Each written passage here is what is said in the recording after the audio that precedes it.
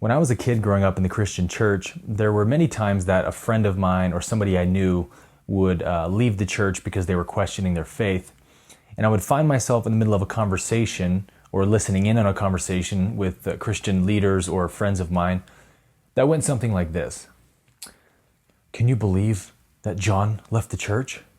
Oh, I can't believe it. You know what I heard? What's that? I heard that he's become a universalist. Gasp! No, it can't be true. Oh, it's true. And even as a kid, I always found this to be really strange conversation. Like, what are we really saying when we say this? Like, can you believe that he actually thinks that God wouldn't torture his own children forever? He's surely gone to the dark side. Now, if you follow my channel, then you probably already know that I'm not a universalist because I don't buy the idea that God had to murder his own son just to forgive us from himself. But if universalism to you means that there's only one source of life and all life must eventually return to the source, then I would say yes, I'm definitely a universalist in that regard. But anyone who's read the Bible knows that there's at least 10 times the amount of verses that explicitly teach on universalism than there are any verses which can be interpreted to mean eternal conscious torment. And even the Apostle Paul, for example, if you read his writings, was very clearly a radical universalist. So this video is not going to focus on the scriptural evidence for universalism, but the logical and philosophical evidence for it. Because even though these conversations I mentioned to you were 15 to 20 years ago, nevertheless, even today in the mainstream Christian church, universalism is seen as heresy. So I sat down again with my good friends, Pastors DERRICK and Kyle BUTLER, to talk about the logical implications of universalism and why it might actually have a lot more credibility for the average Christian than penal substitution does.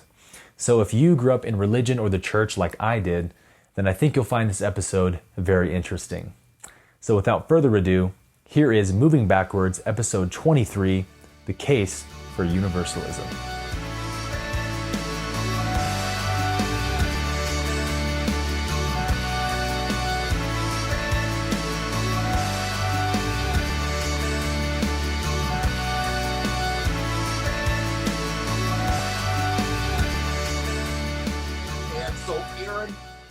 Rock with it, brother. All right. So when it comes to universalism, right? Universalism is like the dirty word in the church. If you're a universalist, it's like synonymous with heretic, right? Get out of my church. You can't be that here. You can't say that God loves everyone equally. So I feel like when somebody leaves the traditional or mainstream church, they kind of go straight into, well, I guess, either atheism or universalism, right? It's kind of one of those two choices. Yep. And for those who go to the universalism camp, which is where I went, you come to find very quickly that the opposition that you meet is because of three basic objections that the traditional Christian has with the concept of universalism. And so when a Christian hears someone say, I'm a universalist, what they hear is one of three things. Well, they hear all three, but here's what the three things are. The first one is they hear, God is not just. I believe that God is not just. That's why I'm a universalist. Second one is, I believe that there is no consequences for sin. And the third one is, I believe that being a good person is meaningless because everyone's going to be saved in the end. And so it's kind of those three big hangups for most Christians that stop them from investigating this idea deeper, right? So I think in this episode, it'd be really cool for us to dissect those three objections and sort of show why those don't actually hold any merit and what we really are saying when we say, I believe everyone will be saved in the end. Now, let me throw a wrench in this before we even get started, because see, some people, they juxtapose universalism and inclusionism and into the same stream, and they're really kind of different things, but I want to kind of touch on that just to kind of set the stage for the rest of the discussion so that people understand, what is the difference? Is there a difference, or does it even make a difference? Right. Let's do it. So basically this is my understanding, and I'll say this and then I'll just kind of kick it back to you guys. Basically, universalism, as I've understood it, is like basically the whole all roads to God, all roads lead to God thing, right? That no matter what you do, no matter how you do it, basically everything leads there. Inclusionism says, okay, well, that everybody's saved, but the path is through Jesus, right? And so that's my understanding of it, good, bad, or indifferent. So I just want to throw that out there. And what do you guys think about that? Yeah. I didn't know a lot about universalism or inclusion for most of my adult Christian life. I didn't even know those things existed. I didn't start hearing those words thrown around at me directly until I started talking about God's love for everyone. As soon as I started talking about God's love for everyone, then those words were thrown at me. Oh, you're a universalist, or you're an inclusionist. And I didn't even know what they were. I don't know. I'm not that, started to defend myself. And, I never even really looked it up. I never even took time to discover what those two camps believe or whatever it is.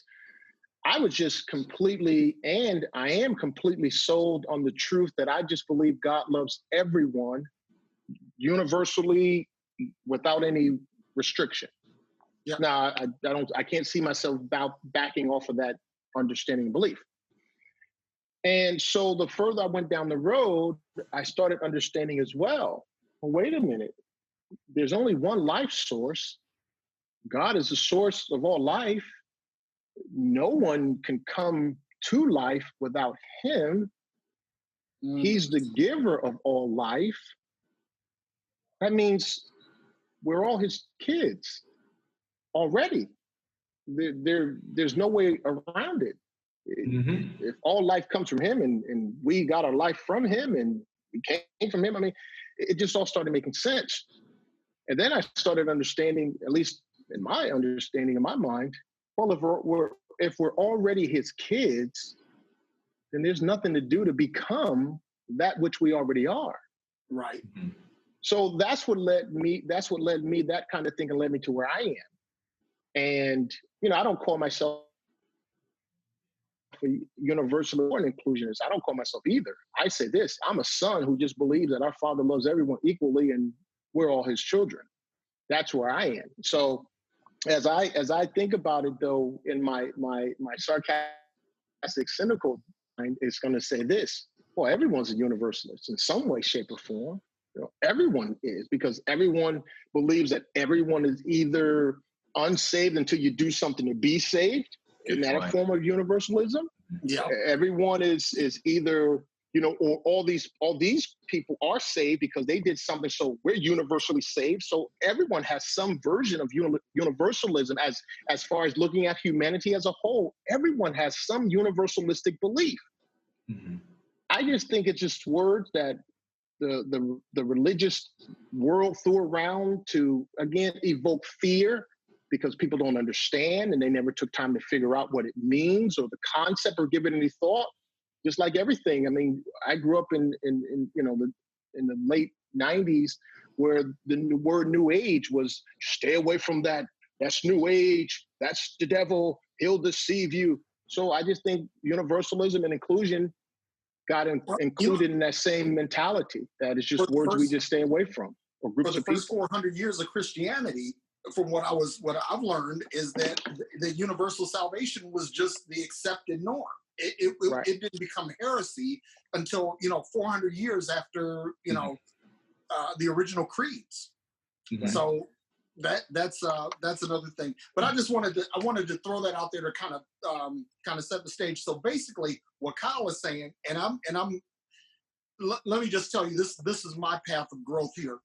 That I completely agree with what you said, Kyle, 100%.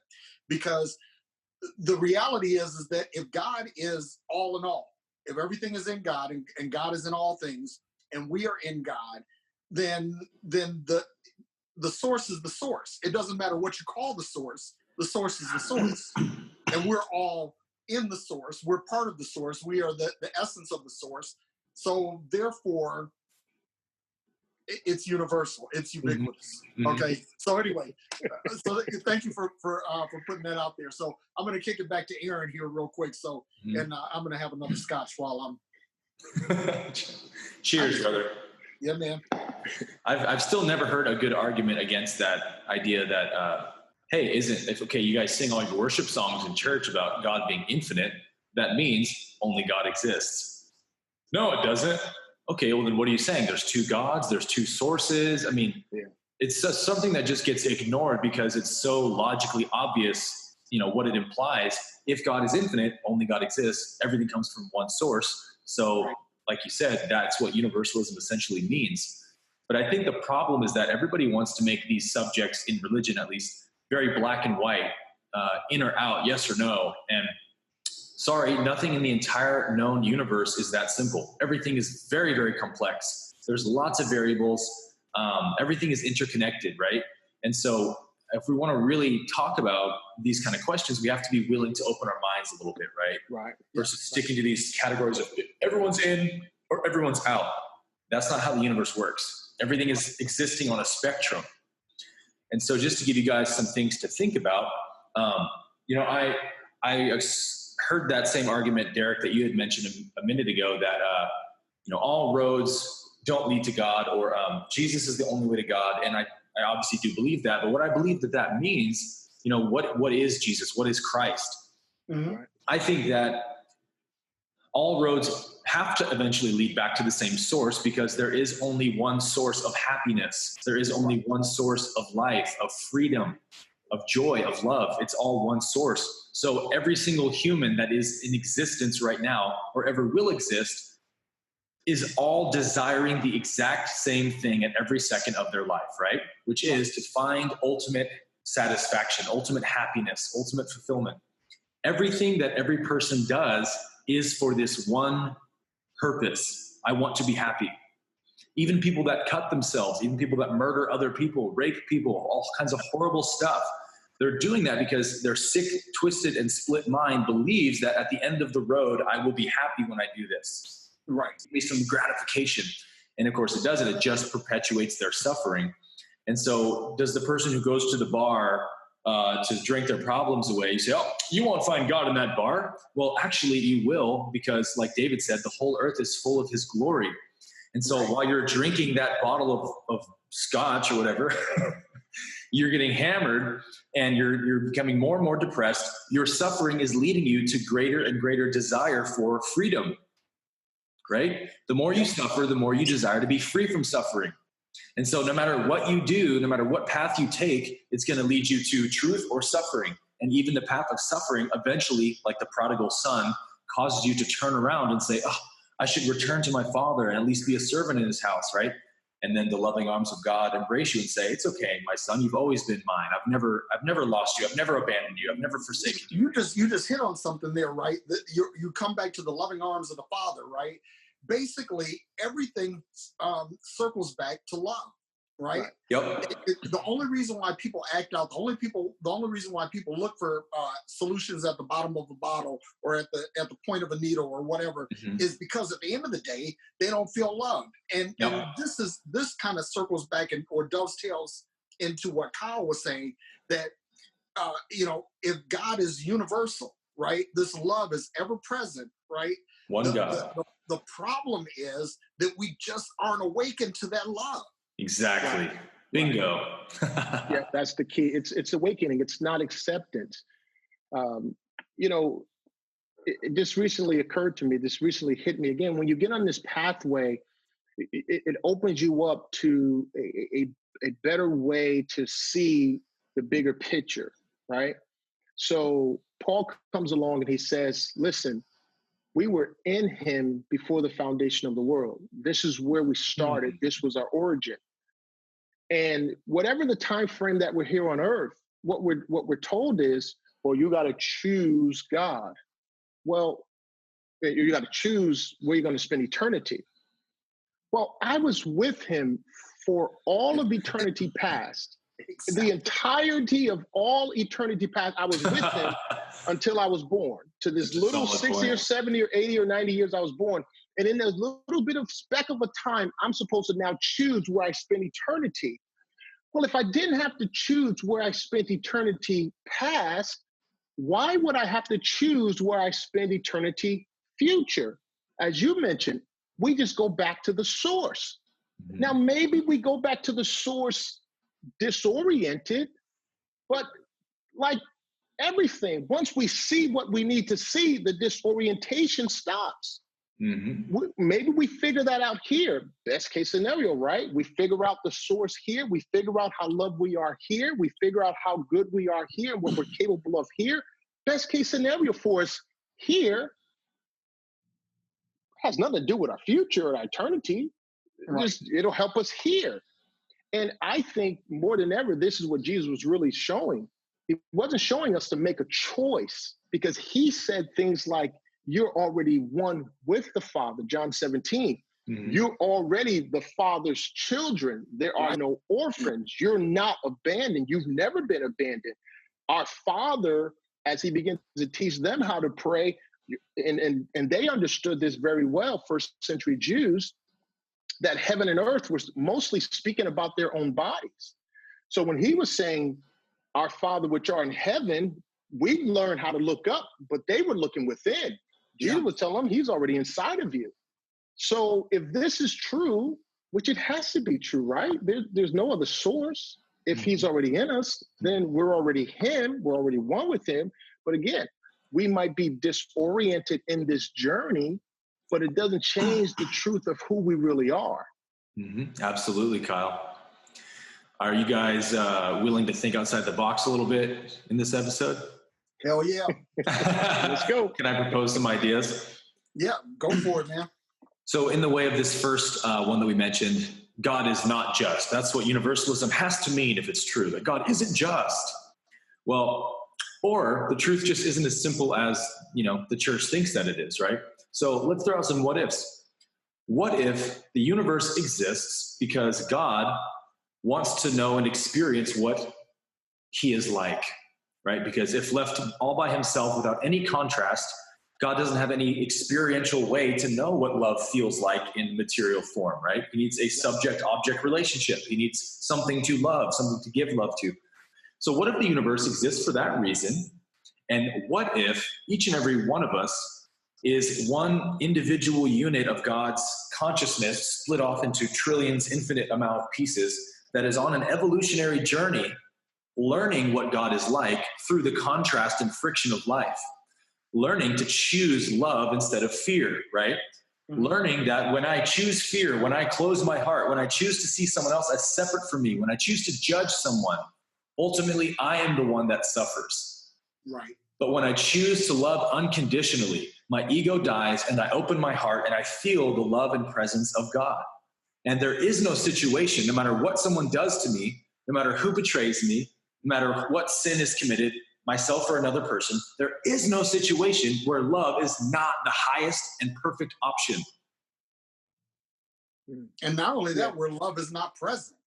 And where it's not already present. Right. What if we're here to learn that? Yeah.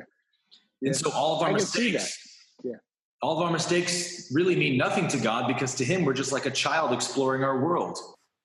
Yeah. You know what? I did this podcast with a guy, Antonio Smith, a couple of weeks ago. And I shared with him something that my wife said that absolutely just blew my fucking mind, right?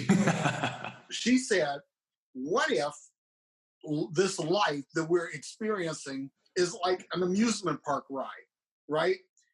And you get on the ride and you find the ride so exciting that when you get off, you're like, Daddy, can I ride again? I mean, if you have kids, and I have kids, I've got a bunch of kids. So I've done the amusement park rodeo, and these guys, they'll do something like again, right? So the whole thing, people talk about reincarnation and all that. Well, what if, this is something experiential, like you said, that this is a series of contrasts through which God experiences life, right? That he's experiencing through us. What if, there isn't just one time on the ride? What if? Right. I mean, it doesn't really make sense to me that there would only be one time on the ride. Like, I'm supposed to figure out the entire complexity and mystery of human existence in one short lifetime, or I go burn forever. Yeah, it's not really that just doesn't make any sense. And you know, when you really give stuff thought, right? You're really trying to figure out what makes sense. So if what we've been taught is true, that design is this: you're born of natural parents, you live here, you're 60, 70, 80, 90 years, whatever, you die, and then you go, if you're one of the people who made the choice with your free will, if you're one of those people who made the choice, you go sit in heaven, kumbaya around the throne room, dancing in pearly white clothing for the rest of all the time. And you never get bored. Well, when you first hear that, you think, okay, great, because you're also conditioned to believe how terrible this world is. Mm-hmm. Oh, the pain and the suffering and the pain and, you know, all this stuff. So you're like, okay, cool. I can't wait to get out of here because I get to go to heaven. There'll be no more pain, no more crying, no more whatever. And once you start to really start thinking about it, though, you think, but man, that sounds like it's going to be a really horrible life. What are we going to do? Mm-hmm. Okay, after I sing a few worship songs, I want to do something else. I want to do this forever. Mm-hmm. You know, after we high five everyone that we always wanted to meet in heaven, then I want to do something else. So that paradigm just doesn't make sense. It doesn't fit for me anymore. It doesn't jive. It doesn't seem like that would be something I would want to do. So if that's the choice, then hey, Dad, how about you just leave me here? Mm-hmm. Yeah. You know, just leave me here. You know, I'm good with that. Hey, Kyle, you know what? You don't want to come up here? Fine. Leave me here. Cool. I'm okay with that. So I can most certainly envision a possibility where we keep riding it again. And maybe if we don't ride it here on the earth, maybe ride it on a different earth, sure, or a different place or a different dimension. But I just can't see us going there to just stay there for all the time around the white throne, staring at the pearly gates and see who's going to come in next. Aaron hasn't been into our conversations lately, Kyle. You know, we're talking about, you know, quantum physics, and we're talking about multiverses and multiple dimensions and all of these other different That's my shit, bro. And I'm all with that, because think about this, man. If God is infinite, right, then time must be infinite, right? Then matter must be infinite. Then space must be infinite. And why is it that it would be limited to one layer or one environment? It would be layer upon layer upon layer upon layer, and line upon line upon line upon line, and it would just be like this, you know, this amazing Venn diagram, you know, of all these overlapping things. And this is the thing, like, you know, we are quantum beings. I mean, if you think about it, you think about God, right? God stepped out of eternity into nothing and spoke something, and everything happened, right? So, okay, so God has this quantum ability to just speak shit into existence, right? and all of a sudden, it's like, you know, we are, we're created in his image and his likeness. Then that means that we should have that same quantum ability. And this is something that Kyle has been teaching a lot. You know, what did God bake into us, you know, in the creation? You know, what are we actually made of? What is our substance? Not the atomic, you know, components, what we understand as matter, but the spiritual and metaphysical parts of us. You know, I really believe that we're created to be multidimensional, extraterrestrial, supernatural beings. We're not just limited to this natural experience, but we limit ourselves to that because of what our senses tell us and what religion and education and whatever tells us. You know, and what I'm trying to do, you know, through this podcast and with guys like you, is I'm really trying to break through the bullshit of all of that. You know, let's get to the point where we're really thinking quantumly, where we're thinking multidimensionally, where we're thinking, you know, okay, here's the thing. When your thou shouts outweigh your what ifs, your theological paradigm is all fucked up, right? Yeah. And that's kind of what I'm trying to break up here. 100%, man. The way I see God is like as this infinite field of intelligence that, you know, whenever the universe is formed, it's like this field of intelligence like vibrates within itself, which is what the quantum level is, right? It's vibrating strings of light, and it creates the manifest universe. And everything is, you know, even our cells and our bodies here are made out of these vibrating particles of light. So everything is happening inside of God, right? There is no outside of God. Right. And I'm somebody who really likes measurable, observable evidence for things. I like to have something I can really hang my hat on, right? And when you listen to or read or hear about people that have died and come back to talk about it, near-death experiences, they all basically say the exact same thing. I mean, I've read literally thousands and thousands of these things. And there was a 6-month period where I did literally nothing but read near-death experiences when I first left the church, because I was like, I got to know what's true. And I was blown away. I couldn't believe the similarities across the board. Everyone said there's one source. Everyone said they went to this one source that some call it the light, some call it whatever. And this source was infinite intelligence and infinite love. And they understood immediately that everything is this source expressing itself, even evil, in a different way, so that it can give itself the contrast it needs to know what it's like. Because without contrast, there is no experience. Right. And so they understand everything is God, basically in disguise, including myself. And so, you know, whether you believe in reincarnation or whatever type of system that is, I personally believe in reincarnation. But when you hear universalism, Christians hear God is not just. What they think that means is, you know, Hitler goes from barbecuing the Jews in the gas chambers of Auschwitz, dies, he's in heaven partying with Jesus, right? That's what they hear. Right. And that's not what we're saying, right? We're saying, oh, no, there's most certainly is karma, consequence for sin. Yeah. And you always experience the consequences of your sin in this life and perhaps even in the next one. But whatever evils that you create, you will have to experience yourself. And that's what suffering is, right? Is you learning that and going, oh shit, it really doesn't make any sense to judge or harm my neighbor, because eventually I suffer the consequences. Right. But when I just love and forgive them, I don't suffer. I feel great. And so what it all comes down to is, what if that promise of heaven, heaven's a place where there's no suffering. Well, what if, like Jesus came to show, the kingdom of heaven, that's actually a state of consciousness that we can achieve right now, where our hearts are so open. We've forgiven everyone in the whole world. We hold no judgment or animosity towards anybody. We give everything love in every situation. And we get to this place where nothing can hurt me anymore because my heart is completely open. And then you've gone to heaven. And then you're in heaven.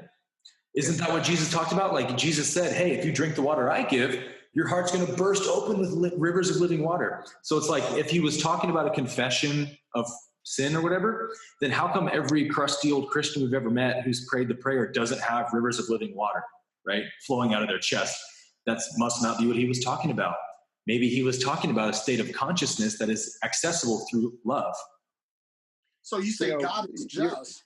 What is justice? What is justice? I mean, we have our concept of justice. In other words, I do something and I have to pay for the consequences of my actions, right? Mm-hmm. But what if God's judgment, or what if God's justice is more this this purifying, redeeming, embracing love? Mm-hmm. You know, that in other words, it's just like how if you put you know, people talk about whether the glass is half empty or half full. And I always say the glass is 100% full no matter what, right? Mm-hmm. Because there's this medium we call liquid, right? Mm-hmm. And then there's this gaseous medium that we call air. Mm-hmm. So the glass is always full, but the superior medium of the liquid displaces the air, mm-hmm. right? So what if God's justice, what if it's just simply his love displacing everything that is not like mm-hmm. his love? And that's the way I see it. That's a great analogy. I love that. I think I kind of see it that way as well. You know, I harbored for a long time a lot of hatred and anger towards my father, the man who raised me. And I lived with that torment on the inside. I didn't realize it was torment. I didn't realize that it was kind of eating me alive. I didn't realize this. One day I'm talking to a dear friend of mine, and she says, after she had now heard me, get into these moments about my father, she said to me, "Hey, has he ever called you son?" And when she said that, almost immediately, as if while I was still alive, I went into this moment where I saw in a moment's time, every single time he called me son. Now, he wasn't my natural father. My natural father, I have no history, no memory of him ever calling me son. And this man who I had harbored all of this hatred and resentment for, I realized in that moment when that one question was asked, that he saw value in me to call me son. And for that moment, it broke off of me all of the hatred and resentment and unforgiveness that I had. Now, what does that mean? That means that for all of the hell I was facing about him and the way we lived, the revelation of his love for me completely moved all that stuff away. And I came into a place of now living in heaven as I now think about my father. He's dead. He died in 2005. And I would give anything if that drunk man walked through the door right now. I would hug him, look him in his eyes, tell him I'm damn proud of him. He's my father. Sit down, let's talk. And I would do that every day, even if he came home drunk, as he always had. Because now I understand that heaven for me now is being able to wrap my arms around this man, look him in his eyes and say, man, there's value in you. You matter. You're important. You have purpose, and so on and so forth. And that was where I came out of the hell into my heaven. And I'll say this, my life in retrospect to the rest of my life, it all got brighter, because maybe that was the one thing that was really keeping me in a state of darkness. Everything got brighter. Everything got easier. Everything got better. I mean, literally everything. That's powerful, man. That's such a powerful lesson.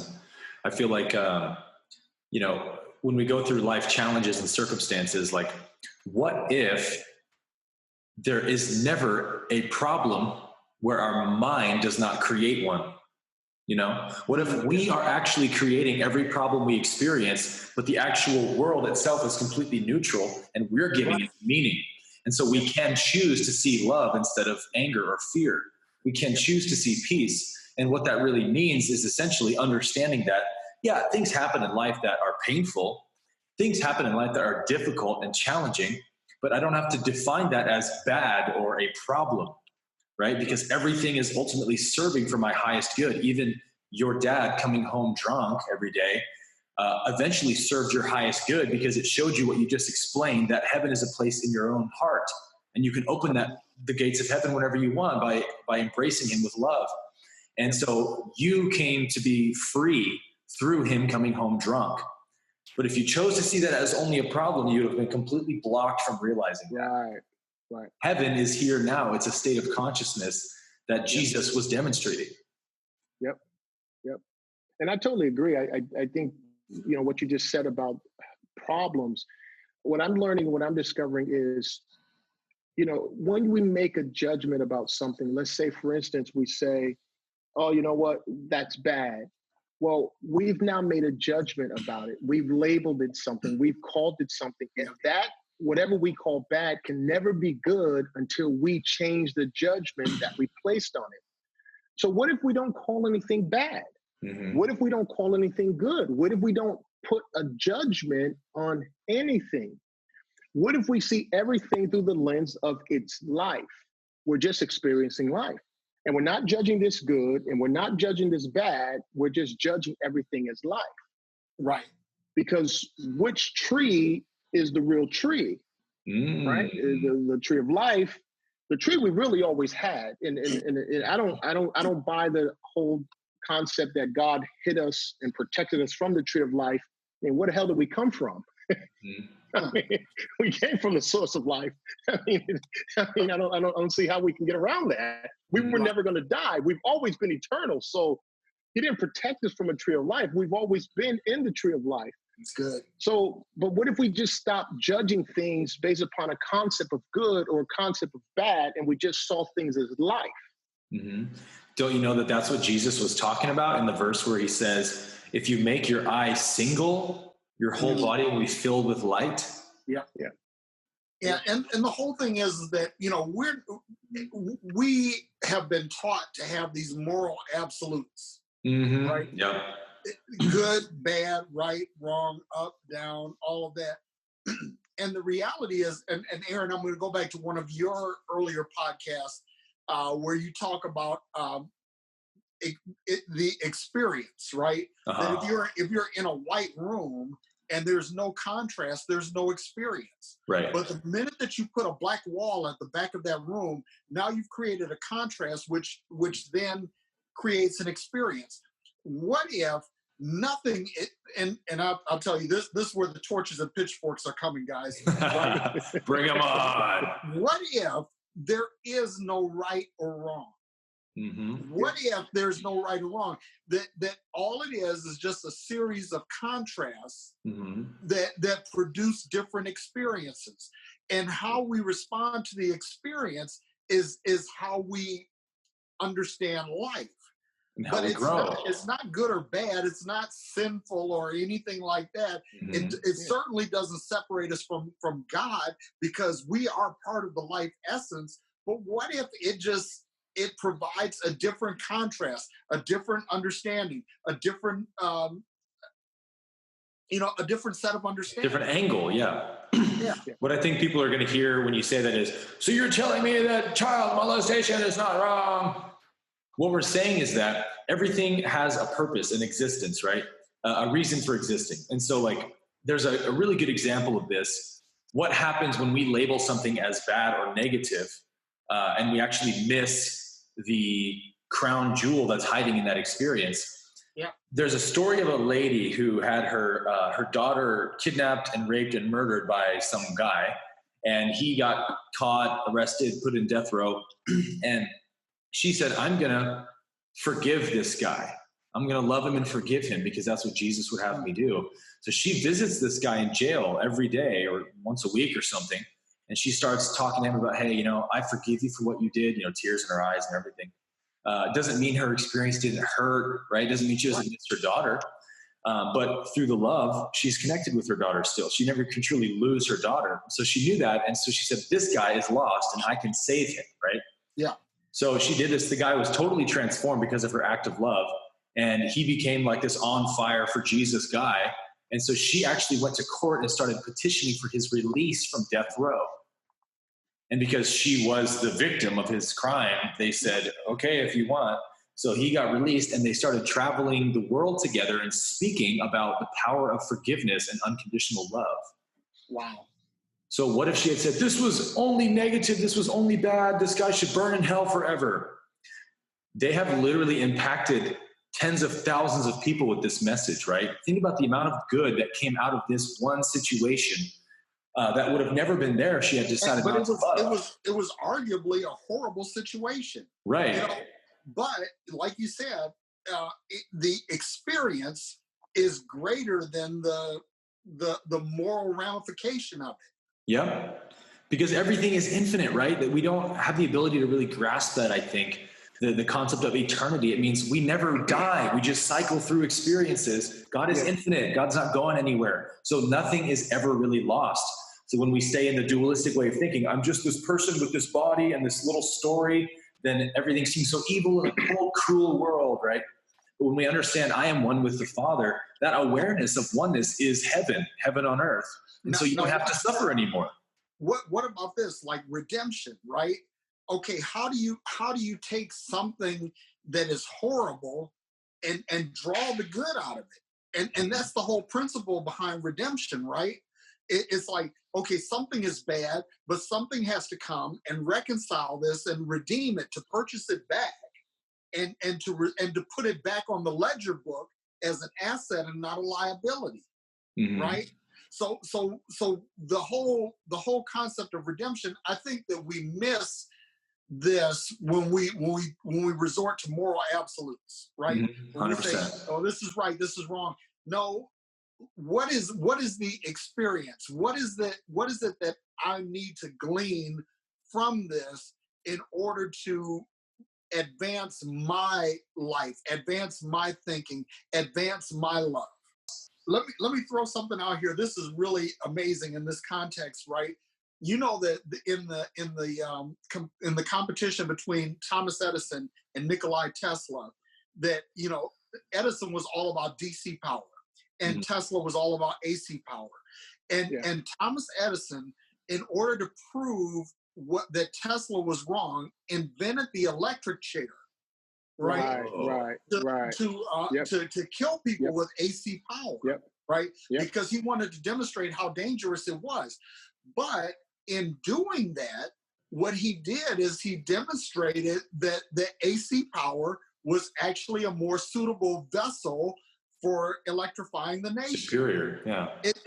And so here was something that was it was something that was taken out of context and tried to be framed as something evil that turned around and created a greater good. Doesn't the Bible say that? All things work together for what? All things work together for good. Here's a thought. Here's a thought. Okay, we're discovering just how godlike we really are, right? We're discovering this Kyle, aspect of our.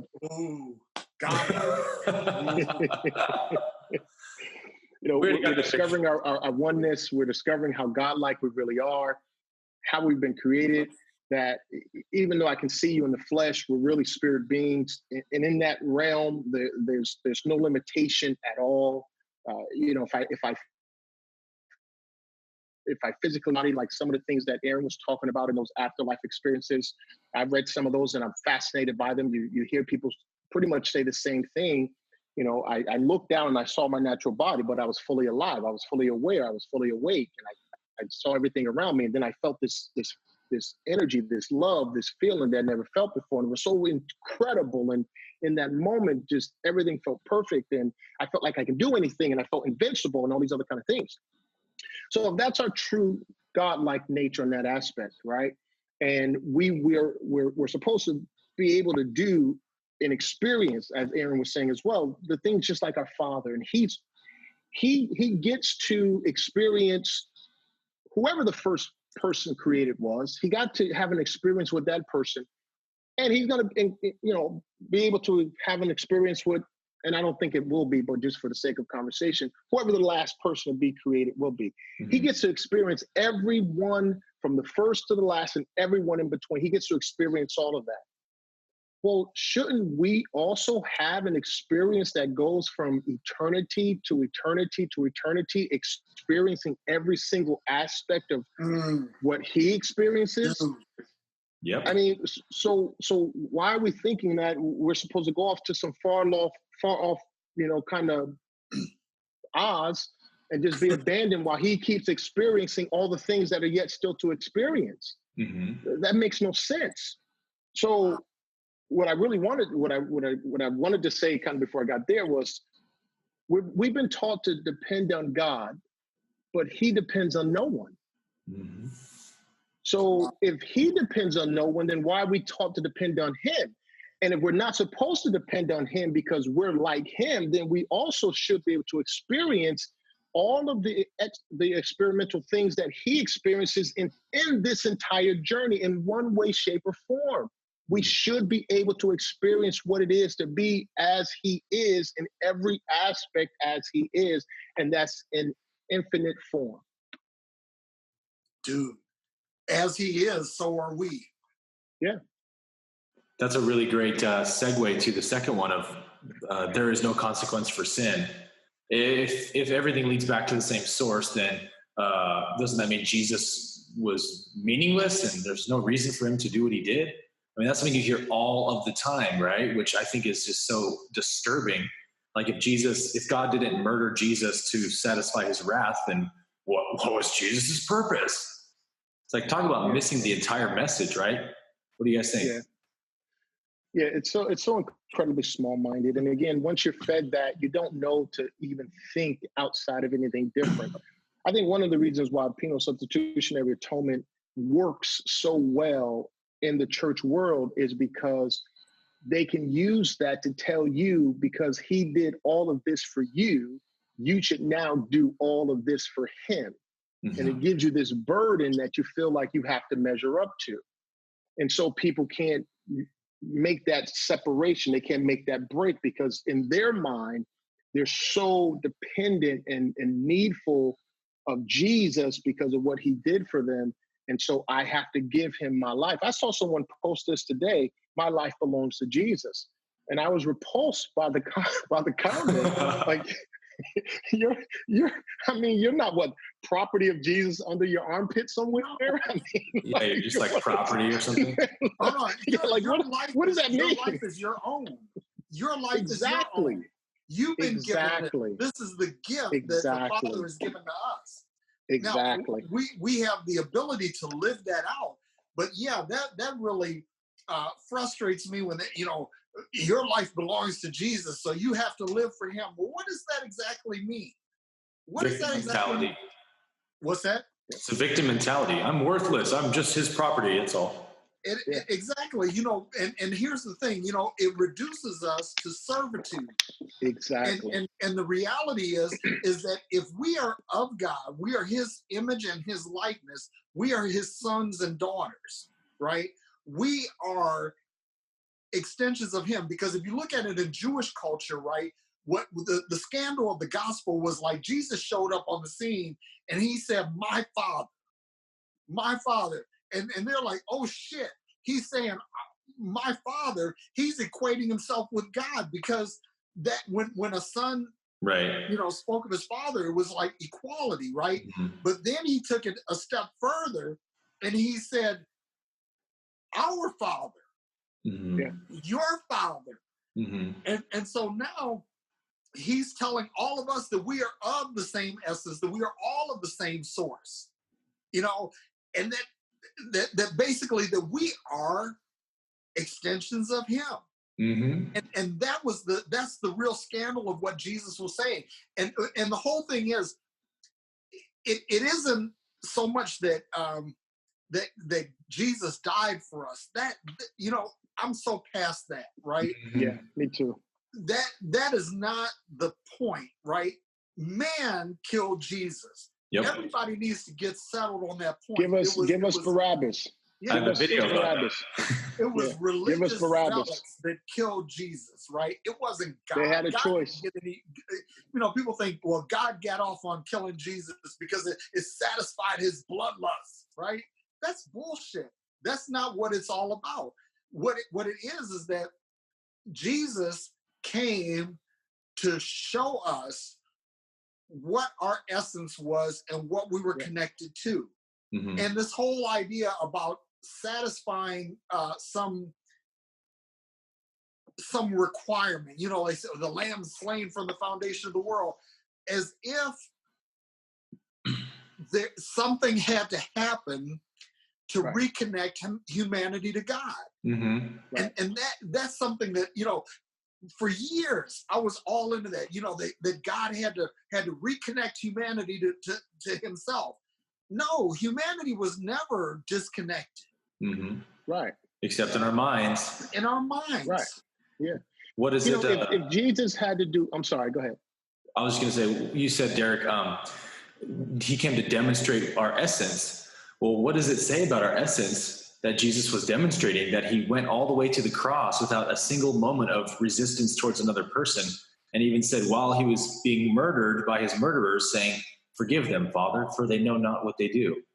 You know what? I'm going to stop. That's always our response. I want to stick my finger in there because Kyle has something really fucking phenomenal about that that he just said today, and I want him to share that. This is game changing. Kyle, please go ahead and change the game. Before I give the game changing statement, I'll say this. I like you both. I'm so far removed from any concept, ideal, or thought that Jesus had to do anything for the Father for us to be who we are. That cannot work on any level. That Jesus had to do something total contradiction for the Father, right, for us to be who we are. We already were. So the Father needed Jesus to do nothing for us, for him to be able to accept us or anything like that. It just doesn't make any sense. When you really know our true origin, where we really came from, we've always been one. But what I heard today was really phenomenal because, you know, I've always struggled with the, you know, Father forgive them part on the cross, because one, unconditional love needs not to ask for forgiveness. If I love you unconditionally, you've never offended me. Right. Therefore, you have no reason to need my forgiveness. If I know all things, then you can't offend me because I already know. Nothing caught me by surprise. Right. So I've always troubled and struggled with, well, why did he have to say that? So for a while I thought, okay, well, maybe he just said it so that the people can hear it, so that we can hear it, so that there can be some sense of, okay, this is what you guys think, this is what you believe, so here it is, I'll say it. But I heard this today. Abraham Hicks, who is one of the people I listen to in the morning. Love Abraham Hicks. Yeah, with a bunch of other people. She's talking to someone and she says this. She's talking about a certain question. She's answering a question that was given to her.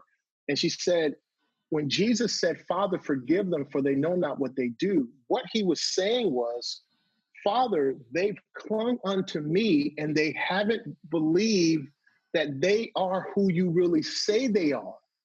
So forgive them because they know not what they do. In other words, they haven't yet captured that they are just like we are. Wow. And I was like, whoa, like, okay, so Dad, I came here to show them that they're just like we are.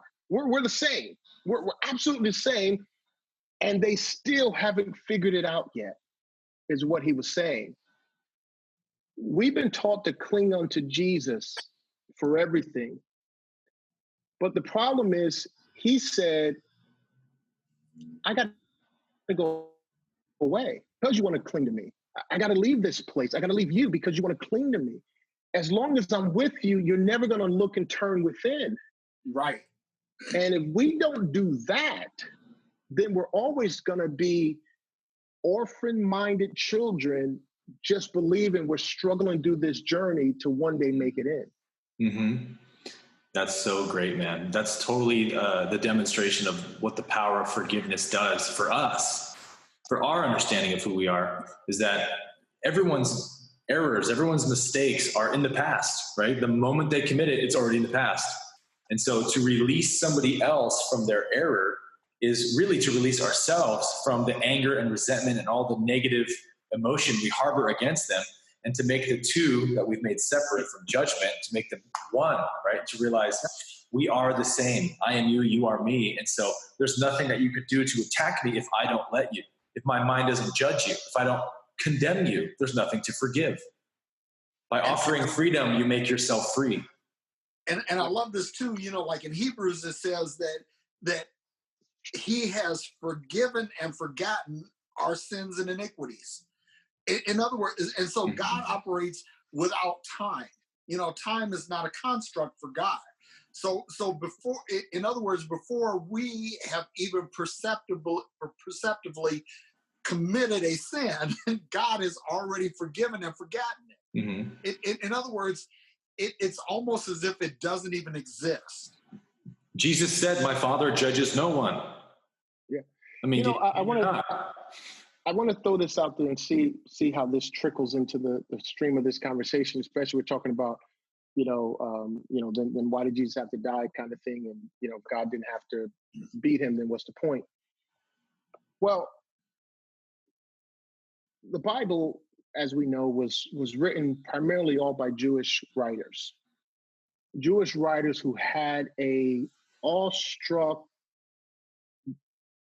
dedication to sacrifice.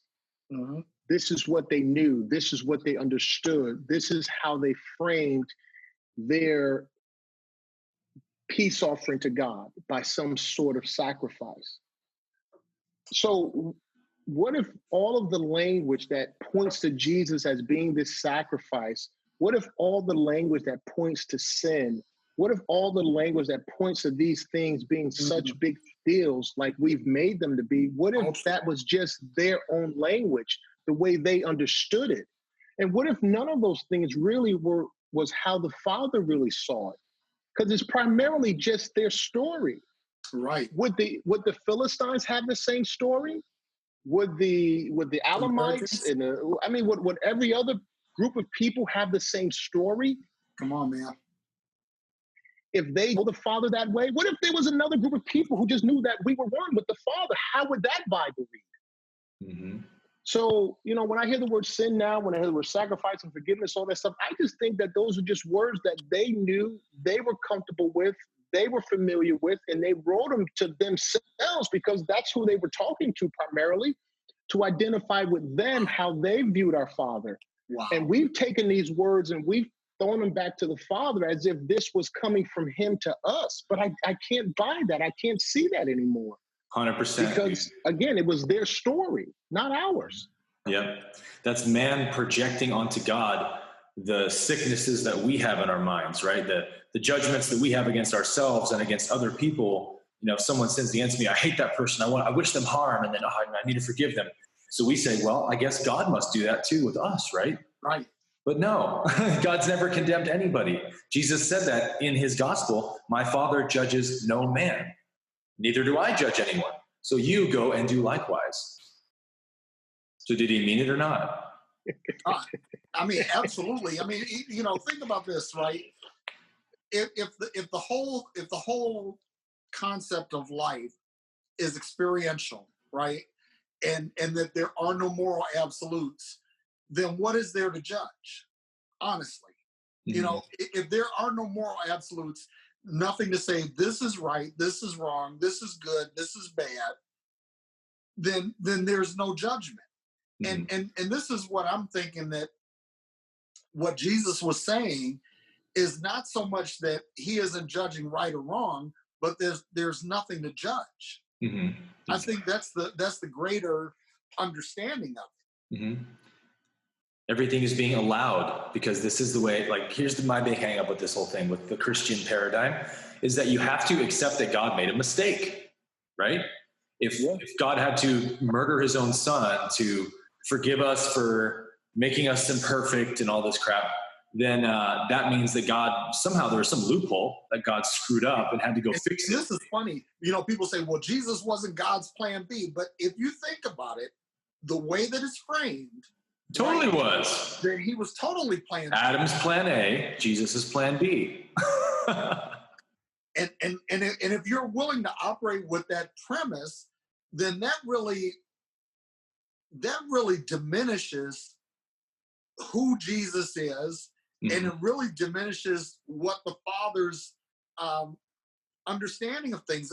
In other words, it takes away from God's omniscience and omnipotence. Absolutely. Right? Because now you're saying that, okay, God realized, oh, damn, I messed up.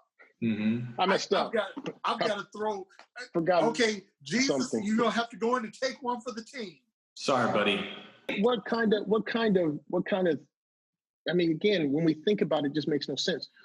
What kind of situation would it be if, in fact, the Father, the Son, the Holy Spirit, as we hear this story so often, really got together before the foundation of the world and created this plan where Jesus had to die that way?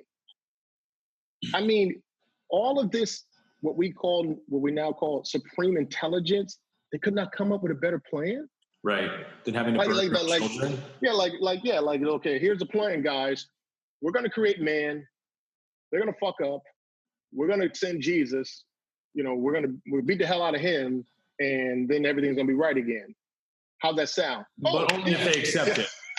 Yeah. But if they don't accept it, we'll burn the shit out of them anyways. Yeah, and then they're just heavily high five. All three are high fiving each other, like, perfect, wonderful. All in favor? That makes no sense. I can come up with a better plan than that. Yep. You can come up with a better plan than that. Like, third grader could come up with a better plan. and like, okay, if Father is extreme love, unconditional love, is not offended, then guess what? When Adam messes up, I'm not offended anyway, right? I'm not offended. I'm not bothered by it because I'm supreme love. So again, if the idea was Jesus is going to come and correct the sin of mankind, of humanity, then maybe God isn't really as infinite and unconditional and all these things that we say he is. Because why not look at it as, well, I can handle that mess up. Guys, just keep going. I mean, again, if I tell my wife, you know, or if I know, okay, I just got a check in the mail for $100,000, and my wife calls me right after I get the news, and she says, "Baby, I got some really bad news. The car broke down. I don't know what we're gonna do," and I put her through the stress of trying to figure out what we're gonna do, but all the while I know we just got a $100,000 check in the mail. And when she gets news of the $100,000 check later on, she's going to be fucking pissed at me because I put her through all that stress, even though I knew we had a $100,000 check in my possession. Exactly. That's so such a good point. It doesn't make any sense that God will be all up in a roar because of the issues we have here in this life, because he knows, like, okay, well, you know, in 100 years from now, whatever you thought was so bad is going to completely be so great. This is totally the crux of every debate that you could ever have with a like fundamentalist Christian about this afterlife stuff, is that this is their argument, right? Is that like when you start talking about this kind of stuff, they go, just heresy, it's blasphemy, because they can't get their mind out of this concept that God is contaminated by sin. Oh, you can't look upon sin. Check this out, right? Let's look at it from a quantum level, right? You know, you have multiverses and you have bubble universes and you have all these different possibilities, right? At the end of every one of these branches, at the end of every one of these layers, right? What do you have at the end of it, right? You have some supreme intelligence that is dictating how this all plays out, right?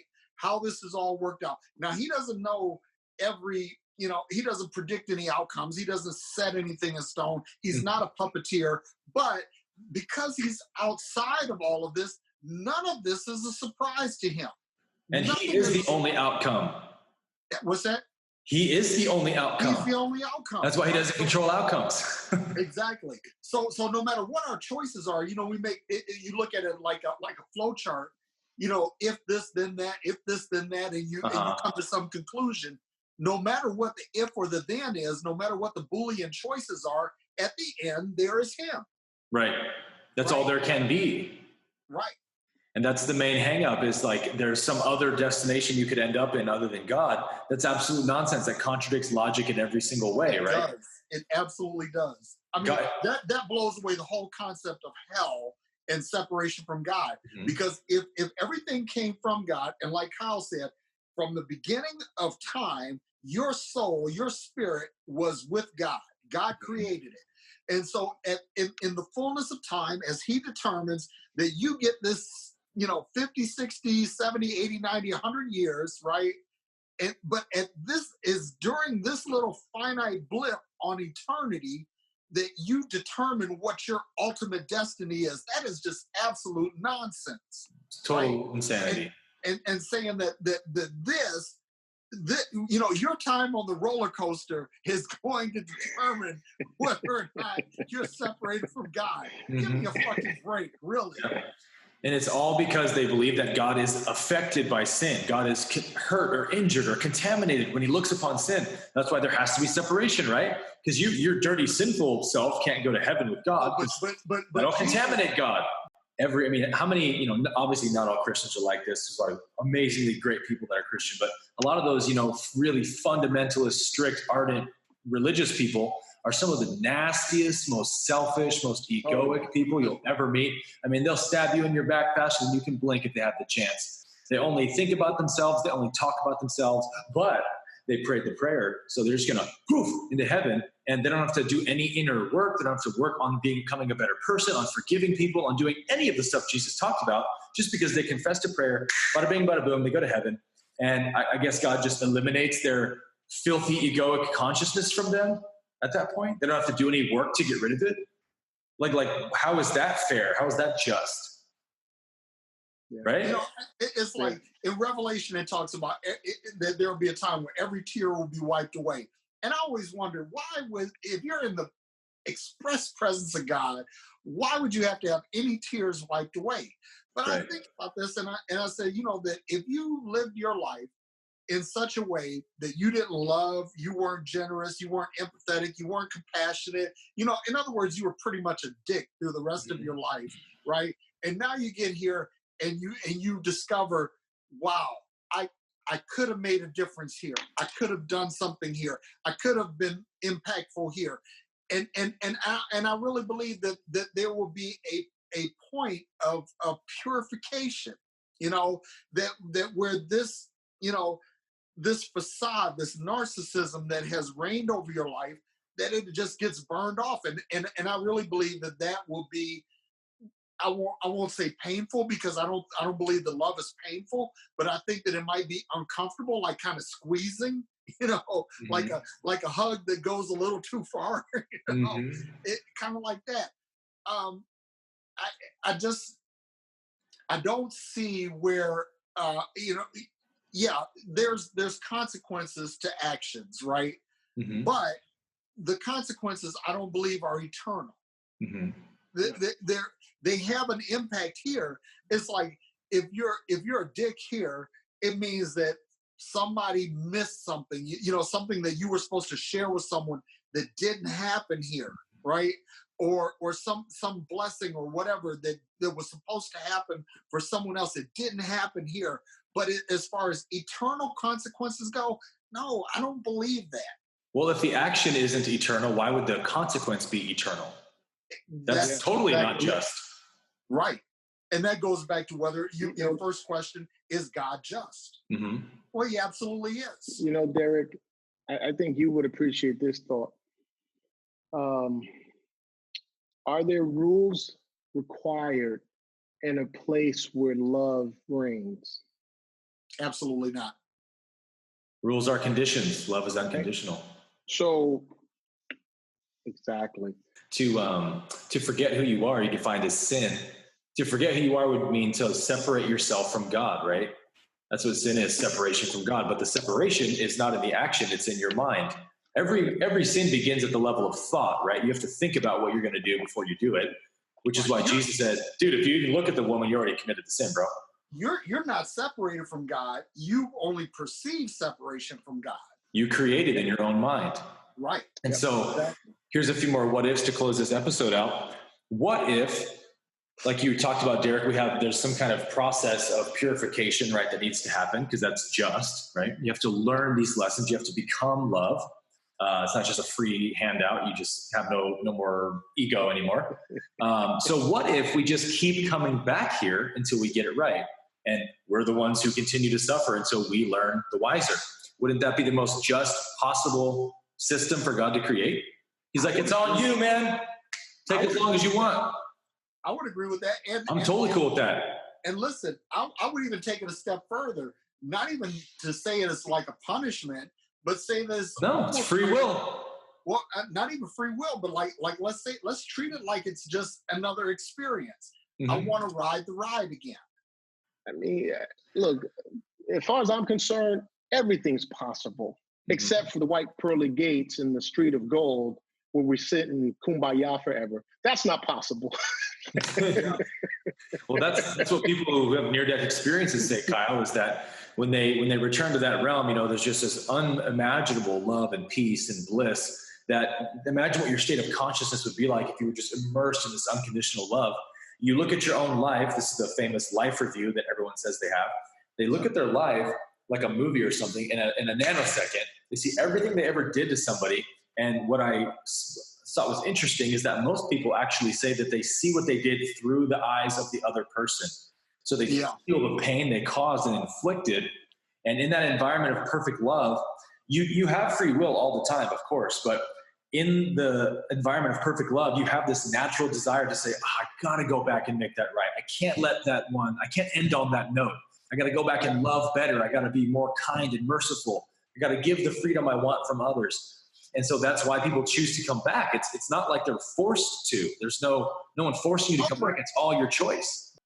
Everyone I've listened to as well in the near-death experience or afterlife experience or out-of-body experience, however we call it, every single one I've heard have said nothing but this extreme love that they felt and experienced. Yep. So what you're gonna what fundamental Christianity wants us to believe is someone's gonna be in that pure presence of pure love, and pure love is gonna walk them over to a fire pit. Mm-hmm. Or even more stupid, Kyle, they'll say, nobody... I like the way you said that. And even more stupid. Even more stupid than that, I'll raise you one from that. Check this out. People say, God doesn't reject anyone. People reject God. Yeah. How stupid is that? You're telling me that someone could be in the presence of unconditional love and happiness and go, no, I'm going to go dive into... I don't want you. How can you... I'm going to go choose Satan instead. How do you reject life? I mean, that's really a serious question. Right, yeah. How do you reject life? You're alive. You are alive. You're breathing. You're sentient. You're speaking. How do you reject that? Mm-hmm. It's impossible. It is. You can't reject your own existence. Totally. And you can't ever genuinely want to suffer over being happy. It's impossible. Try to desire suffering over happiness. It's just crazy. Yeah. It's all crazy, brother. Because we just don't give it any real thought. That's what we just don't give it any real thought. We don't think about what the actual image is that it is what we're saying. We give it no imagery. We give it we put no imagination on what it really literally is saying if this is true. Yeah, consequences matter in this earth realm. If you're a dick, then guess what? You know, people are gonna say, hey, Derrick, you're a dick, man. And there are consequences to that. People will deal with me differently. But the reality is that God never sees us in this space. He never sees us based on our behavior, never sees us based on our actions. He sees us completely based on himself experiencing life through us. Mm-hmm. Did I get it? You got it, brother. You got it. Man, that's amazing that I could do that after. I'll add one onto that too as we close. God sees us. God sees his son meaning everyone, as guiltless. God sees no sin when he looks at us. And the reason for that is because God sees our true essence. God sees what we really are underneath the surface layer of the ego and the mind. And God understands that the ego is an illusion, right? It's a creation of the mind. It's conditioning. And you only ever sin, you only ever commit an evil because you're an ego. You're literally being controlled by a mind-made entity, and you are unconscious of it, right? So the ego can only be an unconscious movement. The moment you become aware, oh my gosh, my ego is telling me to do something, then you're free from it. And you know, oh, that's ridiculous. I would never do that. That's going to come down on me, right? So it's only ever because you're in an insane way of thinking that you commit a sin, and God understands that. The true essence of you is pure love. And so love cannot commit a sin. Love has no separation or resistance. And so understand that God is not judging you. Only you can do that, right? Only you can hold condemnation for yourself or anyone else. But like Jesus said, my Father judges no man. So there's only forgiveness. There's only salvation for everybody. Man, Kyle, Aaron, you guys bless my soul in so many ways. And let me just say this, that next week, we're going to be at the Graceline family reunion down in, Laurinburg, North Carolina? Laurinburg, North Carolina. So we're going to be there. And Aaron, here's the deal. You're not going to be able to be there because it's short notice, but Kyle and I are going to be there. And what I would like to do is I would like for us to do another podcast while Kyle and I are together. Yes. And you're on the other end, and we'll do this again. But that'd be fun. Yeah, but I just want to say, Absolutely. man, you guys are just absolutely fucking amazing. That's all I have to say. Likewise, brother. It's a pleasure, always.